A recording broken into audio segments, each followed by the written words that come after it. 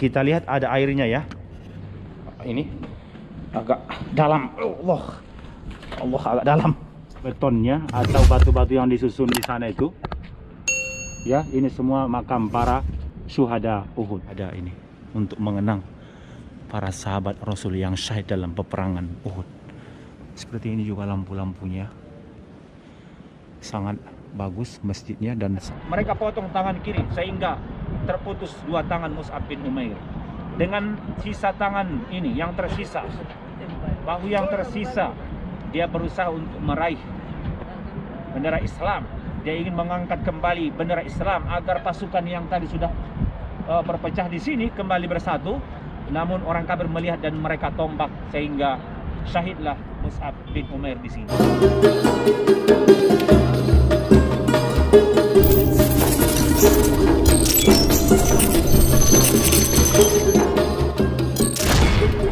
Assalamualaikum warahmatullahi wabarakatuh. Oke, alhamdulillah kembali berjumpa dengan Bung Hasibuan. Semua saudara kami dimanapun berada, kami sapa dan kami doakan semoga semua sehat dalam lindungan Allah Subhanahu wa Ta'ala. Amin ya Rabbal Alamin.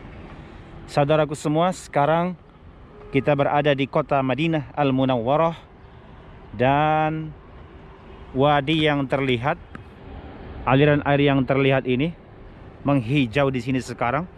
Yang sebelumnya ini sangat jarang kita lihat ada airnya ya. Sekarang ini kita tepatnya berada di Wadi Qonah ataupun Wadi Qonat. Wadi ini sebenarnya berdekatan dengan Gunung Uhud di sana, dan Jabal Rumah di sana, dan di atasnya di sana itu tempat terjadi peperangan Uhud. Nah, diperkirakan dahulu wadi ini merupakan wadi terbesar yang ada di Madinah, tentu Saudi Arabia. Aliran airnya ini dari sebelah utara distrik, timur hingga selatan, yaitu Gunung Rumat yang ada di sana, yaitu permulaan kuburan para syuhada Uhud di hadapannya nanti di sana.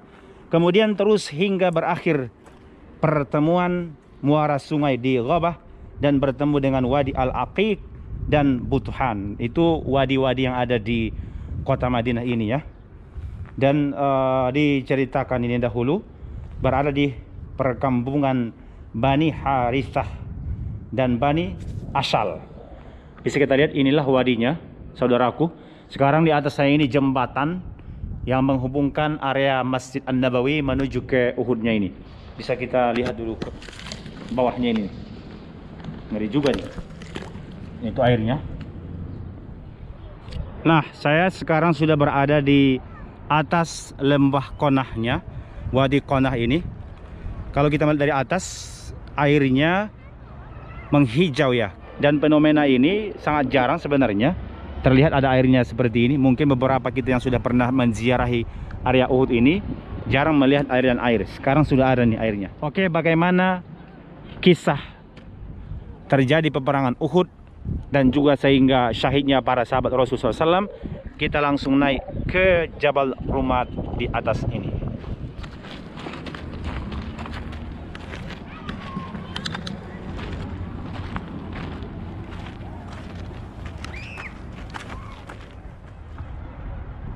Nah, ini bagian daripada bukit pemanahnya atau disebut dengan Jabal Rumah. Kita hampir sampai ke puncaknya. Kita ikuti terus. Sudah berada di puncak bukit pemanah. Masya Allah, ternyata Umi Gilbi, Kang Bani dan Gilbi sudah duluan. Para pejuang pencari jejak Rasul Sallallahu Alaihi Wasallam. Bisa kita lihat di sana, sangat indah sekarang di sini karena ada Wadi Qonah yang sekarang berair. Sudah lama tidak mengeluarkan air biasanya. Ini semua Gunung Uhud. Alhamdulillah Bung, kita udah sampai ke Bukit Pemanah. Iya betul. Gimana nih? Mungkin sahabat Gilbi semua belum ada yang tahu gimana ini sejarahnya. Ya, baik. Para penontonnya channel Bung Hasibuan dan juga Umi Gilbi, sudah tadi kita naik sampai ke bukit yang bersejarah ini. Di sini tentu peristiwa besar terjadi, yaitu peperangan Uhud. Disebut perang Uhud karena peperangan ini terjadi berdekatan dengan Gunung Uhud. Gunung Uhud itu bisa saudara perhatikan, ini semua Gunung Uhud ya, sampai ke sana, terus menuju ke jalan bandara 7 km. Karena itulah disebut dengan Uhud, artinya satu kesatuan yang sangat besar ya. Nah, Gunung Uhud ini juga disebut oleh Rasul gunung yang mencintai kita, dan bahkan satu gambaran pahala besar bagi siapa yang ikut sholat jenazah. Disebutkan seperti mana besarnya gunung. Nah, peristiwa yang besar terjadi kemudian di sini yang sampai sekarang terus kita ingati bagaimana terjadi peperangan Uhud, yaitu pada tahun ke-3 Hijriah. Kenapa terjadi perang Uhud? Karena orang-orang kafir kalah di peperangan Badar, yaitu pada tahun ke-2 Hijriah.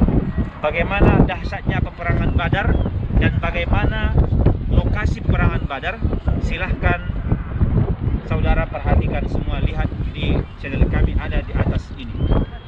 Oke? Ketika orang-orang kafir itu kalah di perang Badar, maka mereka kembali datang menuju ke kota Madinah, pasukan dari kaum musyrik Makkah Al-Mukarramah sebanyak 3.000 pasukan yang diperkirakan mereka datang dari arah sana itu, pojokan daripada Uhud ini. Di sana ada perkebunan kurma. Mereka datang dari sana. Kenapa mereka datang dari sana? Sebab kaum muslimin ada di sana. Terlihat, bisa diarahkan kamera kita, ada di sana menara-menara Masjid Nabawi. Itulah dahulu pusat sentral Madinah, pusat kota Madinah. Di sanalah kaum muslimin. Nah, ketika itu Rasul mendengar kedatangan orang kafir ini 3.000 pasukan, kaum muslimin ketika itu di sana yang akan bersiap menuju peperangan ini hanya berjumlah 1.000 pasukan. Maka terjadilah diskusi antara Rasul dengan sahabat, bagaimana nih cara menghadapi musuh yang banyak sementara mereka sedikit. Ada mengatakan, ya Rasul, sebaiknya kita bertahan di pusat kota Madinah ini. Ada mengatakan, tidak usah ya Rasul, kita harus keluar dari pusat kota Madinah, karena nanti kalau kita bertahan di kota Madinah ini, orang-orang kafir masuk ke kota Madinah, maka mereka akan mudah merusakkan bangunan yang ada di sini. Mereka akan membunuh wanita, mereka akan membunuh anak-anak, mereka akan menghancurkan kekuatan pasukan yang ada di sini. Maka sebaiknya kita keluar ya Rasulullah. Akhirnya pendapat ini yang diambil oleh Rasulullah, sehingga mereka menuju ke area Uhud ini. Awalnya 1.000 pasukan, tapi ternyata yang sampai ke kawasan ini hanya 700 pasukan. 300 orang itu keluar dari pasukan kaum muslimin. Jadi hanya berpura-pura, atau yang disebut dengan orang yang munafik. Maka Rasul membuat strategi, sebab pasukan semakin sedikit, musuh berjumlah 3.000. Maka strategi yang pertama, Rasul pilihlah 50 sahabat yang jago memanah. Dipilih dan diperintahkan mereka menjaga bukit ini. Mereka berdiri di atas bukit ini, di tempat yang sekarang kita berdiri. Karena itulah disebut ini bukit pemanah, ataupun bahasa Arabnya Jabal Ar-Rumah, ya, bukit pemanah. Rasul tugaskan di sini 50 pasukan pemanah. Rasul perintahkan kepada mereka, kalian semua jangan turun dari bukit. Apapun yang terjadi, tetap bertahan di bukit. Nah, tujuannya apa? Agar ketika orang-orang kafir yang datang dari sana itu bisa dikontrol, sehingga kalau nanti orang kafirnya mau menghadapi kaum muslimin yang mereka berusaha menerobos masuk ke kota Madinah, bisa dipanah dari atas ini ke sana, dipanahi. Karena jangkauan senjata ketika itu hanya dengan panah yang paling jauh, belum ada senjata api, ya. Nah, Rasul perintahkan itu, sehingga 650 orang sahabat bertempurlah di bawah. Area peperangannya di bawah, ya, bukan di atas gunung Uhudnya. Tadi kita kilas balik, disebut perang Uhud karena berdekatan dengan gunung Uhudnya. Jadi peperangan tidak terjadi di Uhud, namun berdekatan dengan Uhud. Pertempuran terjadi di bawah, dan Masya Allah, sekalipun ini kita ringkas, sekalipun saat itu jumlah kaum muslimin sangat sedikit, namun ternyata mereka bisa menghalau orang-orang kafir, sehingga orang kafirnya berusaha lari nih, mencari tempat berlindung. Mereka sudah kalah di bawah sana.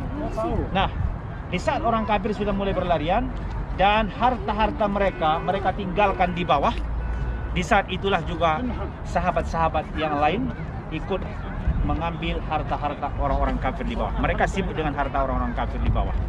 Dan pasukan yang 50 pemanah di sini pun itu ikut turun ke bawah mengambil harta orang-orang kafir. Sementara tadi perintah Rasul, jangan kalian turun apapun yang terjadi, walaupun menang ataupun kalah, jangan turun. Ini perintah Rasul. Tapi ternyata mereka turun ke bawah mengambil harta orang-orang kafir ketika itu. Maka Khalid bin Walid di saat kaum muslimin sibuk dengan harta di sana, dia membawa pasukan dan mereka yang menguasai bukit ini, sehingga terjadilah serangan berikutnya. Istilahnya kalau dalam pertandingan bola ada counter attack. Ketika kaum muslimin sibuk dengan harta di bawah, orang kafir yang menguasai bukit ini, mereka yang terus menggempur pasukan kaum muslimin, sehingga pasukan Islam ketika itu pun berpecah ini, susah untuk dikontrol. Maka terakhirnya di saat pasukan ini sudah mulai berpecah, diserang balik, kaget nih serangan orang kafir yang sangat dahsyat. Fase keduanya, maka datang seorang sahabat yang bernama Mus'ab bin Umair. Dia ingin kembali mengumpulkan pasukan Islam ketika itu. Maka dia angkat bendera Islam yang bertuliskan La ilaha illallah Muhammadur Rasulullah. Tujuannya itu menjadi isyarat ketika bendera dahulunya diangkat agar pasukan kembali bersatu. Kalau zaman sekarang kan kita mengajak orang bersatu, ada mungkin mic kita panggil, ayo bersatu berkumpul ya. Tapi dahulu dengan mengangkat bendera. Jadi diangkat tuh bendera. Diangkat bendera Islam ke atas. Di saat itu orang kafir melihat, maka mereka potong tangan kanannya sehingga jatuh bendera Islam ke bawah. Mus'ab bin Umair tidak menghiraukan tangan yang terpotong, maka dia raih bendera Islam dengan tangan kirinya. Diangkat lagi ke atas bendera Islam bertuliskan La ilaha illallah Muhammadur Rasulullah. Di saat itu orang kafir melihat, mereka potong tangan kiri sehingga terputus dua tangan Mus'ab bin Umair.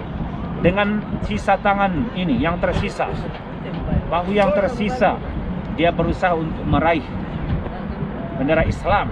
Dia ingin mengangkat kembali bendera Islam agar pasukan yang tadi sudah berpecah di sini kembali bersatu. Namun orang kafir melihat dan mereka tombak sehingga syahidlah Mus'ab bin Umair di sini. Demikian juga sahabat yang lain termasuk pamannya Rasul Hamzah bin Abdul Muthalib syahid di sini. Sahabat-sahabat yang lain juga ada namanya Khanzalah juga syahid di sini. Demikian juga sahabat-sahabat yang lain karena mereka sudah digempur oleh pasukan orang-orang kafir. Usai daripada itulah akhirnya Rasul ketika itu melihat para sahabat yang syahid merasakan kesedihan, sehingga Rasul perintahkanlah agar mereka dimakamkan semuanya dengan darah, dengan pakaian yang mereka bawa ketika itu sudah berlumur dengan darah. Maka Rasul perintahkan mereka dimakamkan di sini. Dan makamnya akan kita lihat nanti ada di bawah sana. Seperti itu sekilas bagaimana terjadinya peperangan Uhud. Wallahu a'lam. Oke, sekarang kita akan berziarah ke makam para syuhada Uhud. Ada di sana itu makam-makamnya, saudaraku semua. Saya akan turun dari Bukit Pemanah ini.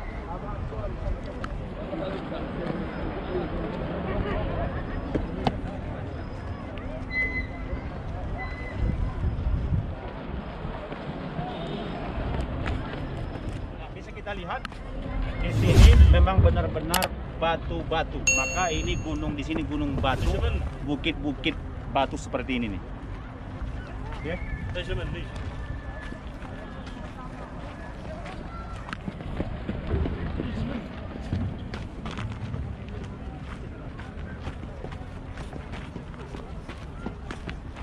Nah, seperti ini saudaraku, di dalam makam sahabat Rasul yang syahid dalam peperangan Uhud, 70 sahabat Rasul lebih kurang, termasuk ada paman Rasul di sini yang digelar dengan Asadullah, singanya Allah Subhanahu wa taala, yaitu Hamzah bin Abdul Muttalib. Ada juga sahabat yang lain termasuk Mus'ab bin Umair, ada Abdullah bin Jahsh, ada Hanzalah dan juga para sahabat-sahabat lainnya. Bisa kita lihat ke dalam sana seperti ada betonnya atau batu-batu yang disusun di sana itu. Ya, ini semua makam para syuhada Uhud. Mari kita bacakan salam. Assalamualaikum ya syuhada Uhudin, Allahumma ajizhim anil Islam wa ahlahu afdal jaza warfa' darajatihim wa akrim maqamahum bifadlika wa karamika ya akramal akramin. Amin ya rabbal alamin. Semoga nanti kita semua bersama mereka di surga Allah Subhanahu wa taala. Nah, selesai kita berziarah, alhamdulillah. Kalau kita view dari sini terlihat gunung Uhudnya sangat-sangat besar saudaraku semua. Tidak kelihatan ujung ke ujung sebenarnya kalau kita ke sini ya, karena sampai ke sana juga Uhud, terus juga ke belakang sana. Nah, di sini ada juga madrasah Hamzah bin Abdul Muttalib, yaitu tentu paman Rasul yang syahid dalam peperangan ini. Sekolah yang dibangun di sana mengingat kepada nama seorang paman Rasul yang syahid dalam pertempuran Uhud. Nah, sekarang kita akan menuju ke masjid yang sangat besar di sini, disebut namanya Masjid Said Ash-Shuhada atau Jami' Ash-Shuhada, masjid para syuhada. Dibangun untuk mengenang para sahabat Rasul Sallallahu Alaihi Wasallam yang syahid dalam peperangan Uhud. Kita akan masuk ke dalam dan nanti kita lihat bagaimana di dalamnya. Kita nanti sekaligus melaksanakan sholat di sana. Mari kita ikuti terus. Nah, sesudah tadi kita lihat lokasi peperangan Uhudnya dan bagaimana pertempuran Uhudnya, yang akhirnya di sini dibangun satu masjid untuk mengenang peristiwa syahidnya para sahabat Rasul. Disebut namanya ini Jami' Said Al-Shuhada. Tertulis Jami' Al-Shuhada. Di sini Jami' Said Al-Shuhada. Yang dibangun ini diselesaikan yaitu pada masa Raja Salman. Dahulunya pada tahun 2017. Alhamdulillah. Allahumma ftahli abwaaba rahmatik. Alhamdulillah, kita sekarang sudah di masjidnya dan semua para jemaah-jemaah yang masuk ke masjid ini mendapatkan sajadah plastik diberikan seperti ini. Ini ada gambar seperti kubah masjid dengan rembulan di atas. Ya, kita dapat sajadah plastik seperti ini.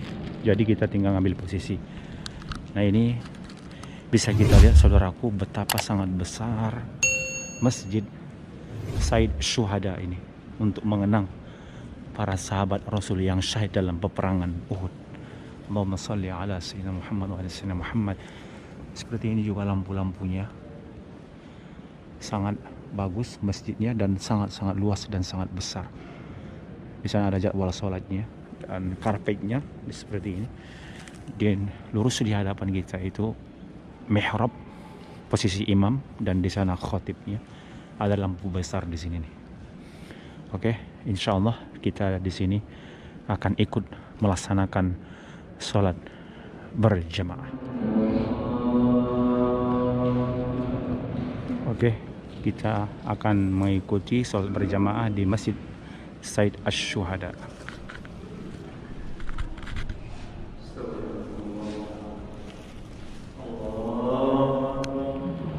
Alhamdulillah, sudah selesai sholat berjamaah di Masjid Ash-Shuhada ataupun Jami' Said Ash-Shuhada. Seperti ini. Teringat bagi kita bagaimana dahulu perjuangan para sahabat Rasul yang syahid dalam memperjuangkan Islam untuk kita semua. Baik saudaraku semua, sekian dulu video ini, semoga bermanfaat. Mohon maaf jika ada kesalahan. Saya akhiri, jangan lupa untuk di subscribe, like, komen, dan di share.